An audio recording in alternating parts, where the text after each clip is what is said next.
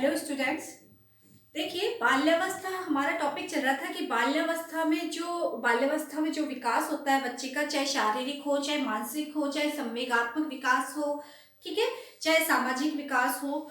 तो बाल्यावस्था में विकास की यदि हम बात कर रहे थे तो बाल्यावस्था में शारीरिक और मानसिक विकास मैं आपको करवा चुकी हूँ। आज जो मैं आपको करवाने जा रही हूँ वो है बाल्यावस्था में संवेगात्मक विकास। तो शैशवावस्था में संवेगात्मक विकास आपने पढ़ा, ठीक है। शैशवावस्था में जो है संवेग बच्चे के अंदर विकसित होते हैं। शैशवावस्था में बच्चे के अंदर संवेग विकसित होते हैं जो कि बहुत ज्यादा तीव्र होते हैं। संवेगों में क्या होती है, बहुत ज्यादा तीव्रता होती है। बच्चा यदि किसी चीज की जिद कर लेता है, बच्चा जोर जोर से, अगर उसकी इच्छा पूरी नहीं की जाती है तो वो बहुत जोर जोर से रोने लगता है, बहुत जोर जोर से हंसता है। और शैशवावस्था में जो संवेग होते हैं बहुत क्षणिक होते हैं, थोड़ी देर के लिए। यानी कि अभी थोड़ी देर पहले बच्चा बहुत, अगर उसको कोई चीज की वो डिमांड करता है, उसको नहीं मिलती है तो बहुत जोर जोर से चिल्लाता है। लेकिन यदि उसको वो चीज दे दी जाती है तो थोड़ी देर में वो एकदम से शांत हो जाता है, ठीक है। तो जो संवेग शैशवावस्था में विकसित होते हैं वो संवेग बाल्यावस्था में बच्चा जो है अभिव्यक्त करना सीख जाता है। संवेगों की अभिव्यक्ति बच्चे को जो है बच्चा संवेगों को अभिव्यक्त करना सीख जाता है।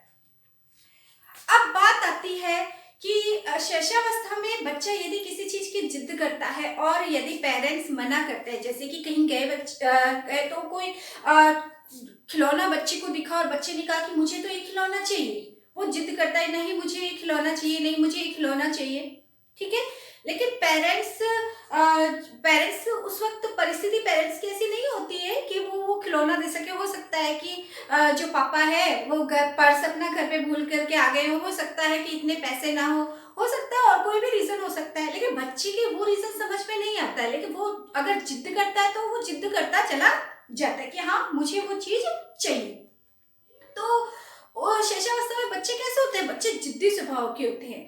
बच्चों को लगता है कि जो चीज उसको, क्योंकि जो छोटे बच्चे होते हैं उनकी धीरे हम क्या है, जो बच्चे डिमांड करते हैं हम उनकी डिमांड पूरी कर सकते हैं और वो सिर्फ अपने परिवार के साथ में रहते हैं। तो छोटे बच्चों को देख करके उनकी हर इच्छा, हर किसी को, हर पेरेंट्स को खुशी मिलती है कि वो चाहता यही है कि बच्चे की हर डिमांड को पूरी की जाए।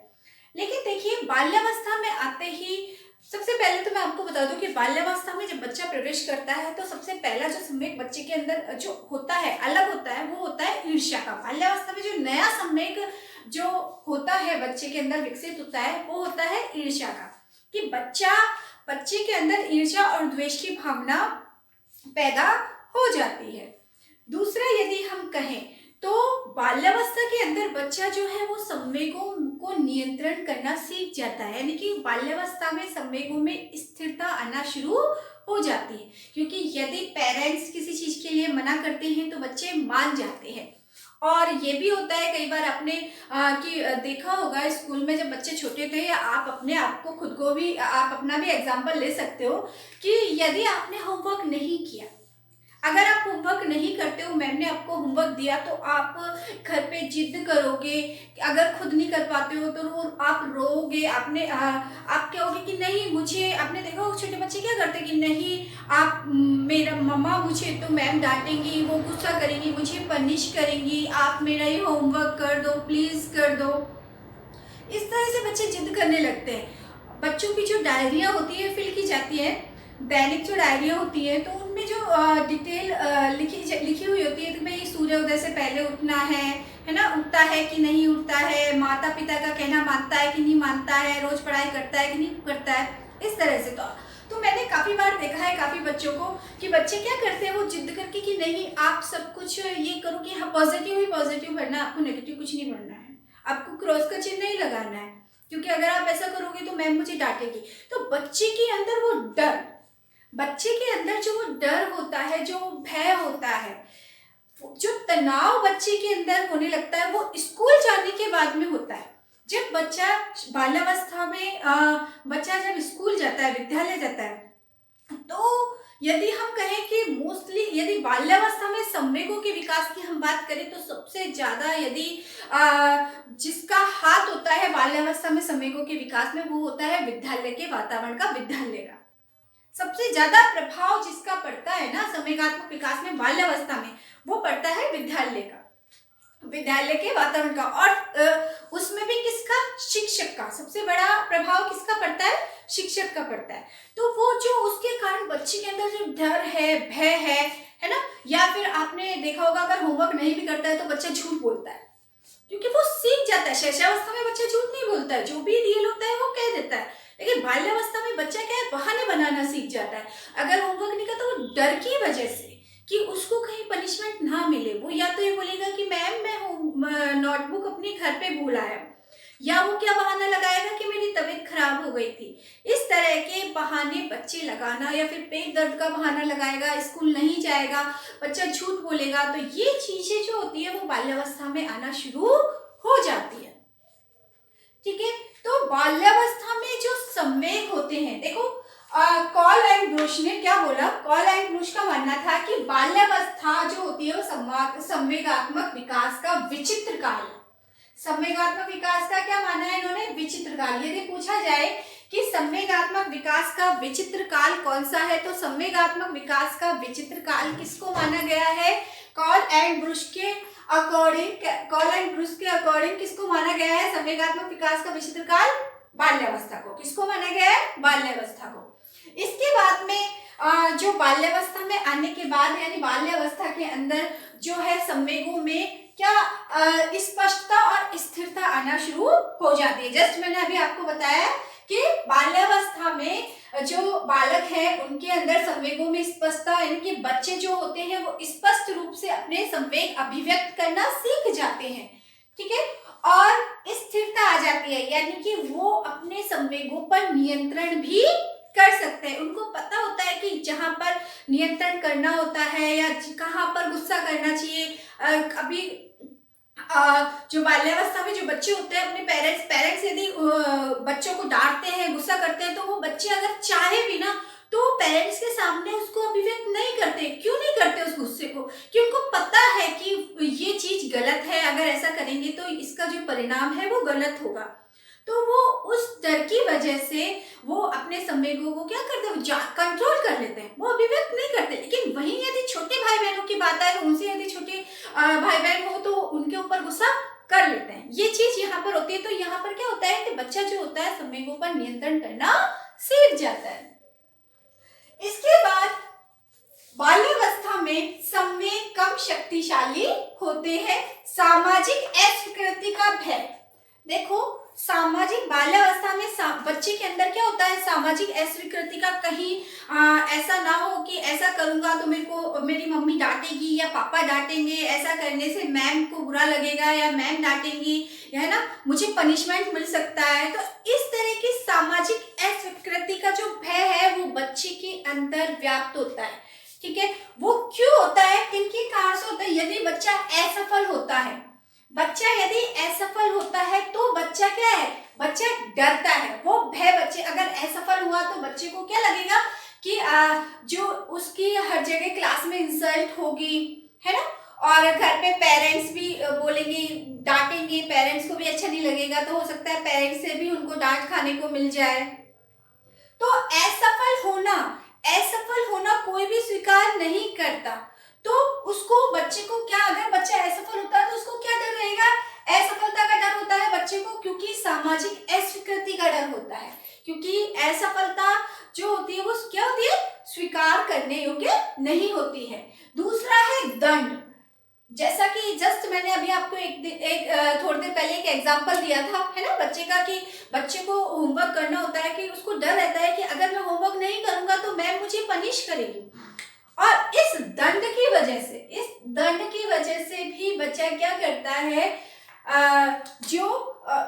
इसका डर कि बच्चे को क्या मिलेगा, पनिशमेंट मिलेगा। चिंता, बच्चे को चिंता होती है कि मैंने होमवर्क दिया है और मुझे होमवर्क करना है।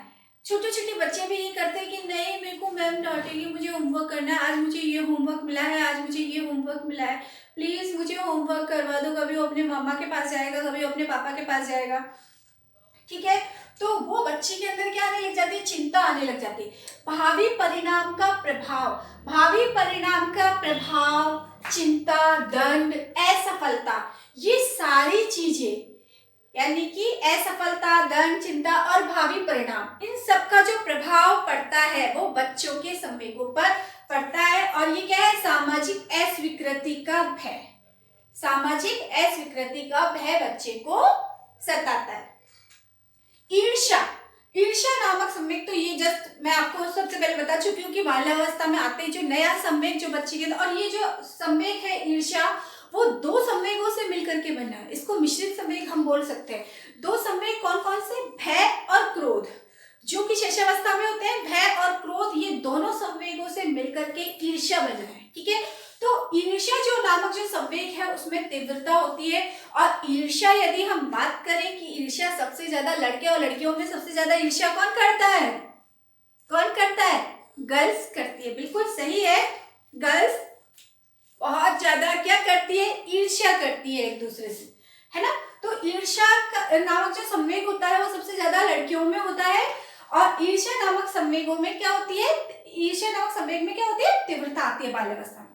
जिज्ञासा, बच्चे शैशवावस्था में बहुत जिज्ञासु होते हैं, लेकिन बाल्यावस्था में आकर के वो अपनी जिज्ञासा को क्या करने लगते हैं? प्रश्न पूछ करके, अपने पेरेंट्स से, टीचर से प्रश्न पूछ करके अपनी जिज्ञासा को शांत करने की कोशिश करते हैं। वो नई नई चीजों को खोजने के प्रति, नई नई चीजों को जानने के लिए वो क्या रहते हैं? जिज्ञासु होते हैं। तो जिज्ञासा के कारण नई नई बातों को वो क्या करते हैं? समझते हैं, क्योंकि नई नई चीजों को उनके दिमाग में होता है, ये ऐसे क्यों होता है, ये ऐसे क्यों होता है ना। स्नेह भाव के द्वारा अपनों से बड़ों के प्रति आदर व्यक्त करना। इस अवस्था में आते आते बाल्यावस्था में बच्चे क्योंकि बड़ों का कहना मानने लग जाते हैं, बड़ों के अकॉर्डिंग चलते हैं, है ना। जैसे बड़े करते हैं, अनुकरण करते हैं बड़ों का। और इसीलिए स्नेह भाव के द्वारा, यानी कि वो अपनों से बड़ों का एक शैशवावस्था में, आपने यदि शैशवावस्था में कोई बड़ा नाम ले रहा है ना माँ का, तो वो बच्चा भी अपनी माँ को या बड़े भाई को नाम लेकर के बुलाता है। उस वक्त उसका ये नहीं होता है, उसके अंदर चारित्रिक गुणों का, नैतिक गुणों का विकास नहीं होता है कि नहीं ये हमारे से बड़े हैं, हमको इनसे नाम लेकर के नहीं बोलना चाहिए, हमें इस तरह से नहीं बोलना चाहिए। लेकिन यहाँ पर आकर के बच्चा समझने लग जाता है, और जो स्नेह भाव यानी कि जो बड़ों के प्रति प्यार, वो उनका रेस्पेक्ट करके वो प्यार वो बड़ों के प्रति जताते हैं, उनका आदर करके। असाधारण घटना है बाल्यावस्था में। सबसे देखिए, सबसे जो बच्चा देखते कहीं भी लड़ाई झगड़ा होता रहता है, ठीक है, कोई भी ऐसी घटना होती है और कहीं भी यदि मारधाड़ होती है, तो बच्चा क्या करता है? लड़ाई झगड़े, कोई भी ऐसी घटना को देख करके उसको आनंद मिलता है। बच्चा क्या करता है? बच्चे को खुशी मिलती है, ऐसी चीजों को देखने से बच्चों को खुशी मिलती है। बाल्यावस्था में बच्चे को इस तरह की जो घटनाएं होती है उनको देख करके वो आनंद की उसको प्राप्ति होती है। ठीक है, तो कौन सा संवेग? आनंद। इस अवस्था में संवेगात्मक विकास पर सबसे अधिक तीव्र प्रभाव यदि पड़ता है तो वो किसका पड़ता है? इम्पोर्टेंट कि बाल्यावस्था में संवेगात्मक विकास पर सबसे अधिक प्रभाव विद्यालय के वातावरण का पड़ता है। बाल्यावस्था में संवेगात्मक विकास पर सबसे अधिक प्रभाव जिसका पड़ता है वो क्या है? विद्यालय का वातावरण। और विद्यालय में सबसे ज्यादा यदि बच्चा प्रभावित होता है वो किससे होता है? शिक्षक से। इसीलिए संवेगात्मक विकास में मुख्य भूमिका जिसकी होती है वो होता है कौन? शिक्षक। बाल्यावस्था में संवेगात्मक विकास में मुख्य भूमिका किसकी होती है? शिक्षक की होती है। और संवेगात्मक विकास का सबसे ज्यादा संवेगात्मक विकास पर सबसे अधिक प्रभाव जिसका पड़ता है वो पड़ता है विद्यालय के वातावरण का। ठीक है, संवेगात्मक विकास का विचित्र काल किसने बोला? बाल्यावस्था को संवेगात्मक विकास का विचित्र काल किसने बोला है? कार्ल ब्रोश ने, है ना। संवेगों में संवेग कम शक्तिशाली कब होते हैं? बच्चा, हम ये कह सकते हैं कि बच्चा जो संवेगों को अभिव्यक्त करना कौन सी अवस्था में सीख जाता है? तो बच्चा संवेगों को अभिव्यक्त करना कौन सी अवस्था में सीखता है? बाल्यावस्था में। और बाल्यावस्था में संवेग जो होते हैं वो क्या होते हैं? कम शक्तिशाली होते हैं। सामाजिक अस्वीकृति का भय होता है बच्चों को, और असफलता, ये जो भय होता है वो असफलता, दंड, चिंता, भावी परिणाम का प्रभाव होता है। ये जो भय होता है वो किसका प्रभाव होता है? असफलता का, दंड का, चिंता का, भावी परिणाम का। ईर्ष्या नामक संवेगों में तीव्रता होती है, ईर्ष्या नामक संवेग में तीव्रता होती है, यानी कि बाल्यावस्था में जो ईर्ष्या जो संवेग है, जो कि भय और क्रोध से मिलकर के बना है, वो तीव्र होता है। और सबसे ज्यादा जो ईर्ष्या होती है वो किन में होती है? लड़कियों में। ईर्ष्या की भावना होती है सबसे अधिक किस में होती है? लड़कियों में। स्नेह भाव के द्वारा अपनों से बड़ों के प्रति आदर व्यक्त करना। असाधारण घटनाएं, लड़ाई, मारधाड़, झगड़े, इनको देख करके बच्चा क्या करता है? आनंद प्रकट करता है। इस अवस्था में संवेगात्मक विकास का सबसे अधिक प्रभाव किसका पड़ता है? किसका पड़ता है? विद्यालय के वातावरण का पड़ता है। और विद्यालय मुख्य भूमिका किसकी होती है? शिक्षक की होती है। ठीक है, तो मेरे ख्याल से बाल्यावस्था में संवेगात्मक विकास आपके समझ में आ गया होगा। ठीक है, नेक्स्ट जो होगा वो होगा बाल्यावस्था में सामाजिक विकास। तो आज के लिए इतना ही काफी है। नमस्कार।